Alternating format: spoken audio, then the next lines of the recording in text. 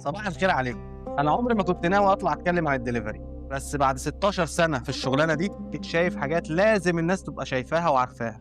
الدليفري ده بقى جزء كبير قوي من يومنا، بس السؤال المهم والاهم بقى، اختار مين على اساس ايه؟ ونشوف المشاكل معانا كده اللي بتواجه كل العملاء. اول مشكله معانا هو التوصيل بكام. السؤال ده اي عميل بيساله، المشوار ده هيكلفني كام؟ والمفاجاه اللي في ناس كتير بتعرف سعر الطلب بعد الطلب ما يوصل اصلا وتتفاجئ بالسعر. علشان كده من زمان احنا عاملين منيو الكتروني لخدمات التوصيل داخل ابو حمص والقرى المجاوره ليها. قبل ما تطلب اعرف انت هتدفع كام، ومفيش كلام بيتغير. المشكلة التانية بقى، الأوردر بتطلبه من كذا مكان، تحتاج تجيب طلبات من سوبر ماركت، من خضار، من هنا وهنا، وعايز تعرف التكلفة كام برضو على الويب سايت بتاعنا هتعرف تكلفة المشوار بكام. المشكلة التالتة بقى، الأسعار بتتغير، خضار، فاكهة، منتجات، كل يوم بسعر، واحنا داخلين على رمضان أسعار هتولع. علشان كده احنا شغالين على تطوير موقعنا الإلكتروني، وإن شاء الله هنضيف عليه من الإبر للصاروخ خاص بمجالنا، بحيث تطلب كل حاجتك من على موقعنا وكل حاجة تجيلك من على مكان واحد.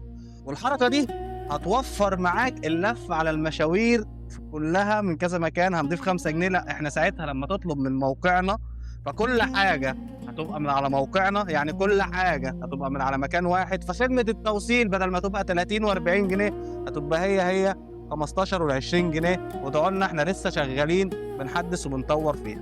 المشكلة الرابعة بقى، اسلوب التعامل والسرعة على الرد على الواتساب. اسلوب الكلام بيفرق وسرعة الرد بتفرق اكتر.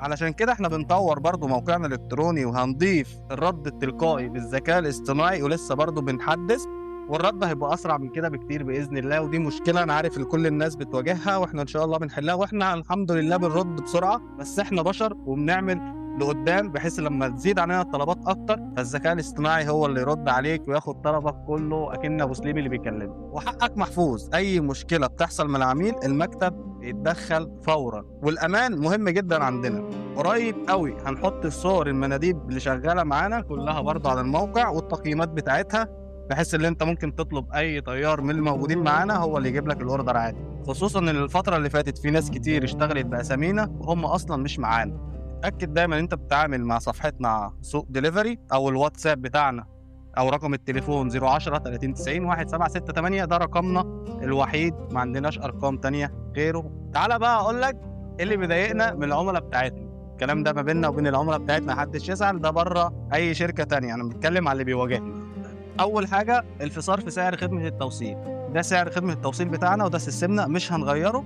وزي ما قلت لك، قبل ما تطلب اعرف انت هتدفع كام، ودي مشكله احنا كده حليناها من جذورها. تاني حاجه، لما تلف على منتج مش موجود واقول للعميل المنتج مش موجود، يقول لك بس يا فندم معلش لف لي عليه شويه، اروح له اكتر من 10 محلات او 10 صيدليات او ايا كان وبرضه مش بلاقيه. ساعة لما اقول له اديني حسابي يقول لي وانت جبت لي المنتج. طب ما يا فندم ما انا قايل لك من الاول مش موجود. فدي برضه حاجه بتضايقني. تعالى بقى اقول لك على حاجه تانية. طب في منتج وانت عارف اللي هو ناقص وبتقول لي معلش يا ابو سليم مثلا او الطيار اللي معاك يلف لي عليه شويه، وفعلا بنلف عليه شويه بخمس وست محلات، بس ساعتها خدمه التوصيل مش هتبقى 15 جنيه، احنا ساعات بنخليها 20 25 جنيه. بتيجي تقول لنا ليه؟ ما انت عارف اللي هو مش موجود، ما انت عارف اللي هو مش موجود. بالله عليكم يعني قدرونا زي ما بنقدر. والمشكله دي برضو هتلاقوها برضو حلها هنا عاملينه ان شاء الله. ختاما بقى، بعد سنين طويله في شوارع ابو حمص اتعلمنا ان افضل دليفري مش بس اللي بيوصل الطلب، افضل دليفري هو اللي يخليك تطلب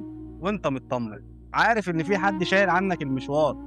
اختار صح، لان راحتك تستاهل. سوق دليفري، وصل اي حاجه في اي حته في اي وقت، تحت اداره ابو سليم. شكرا.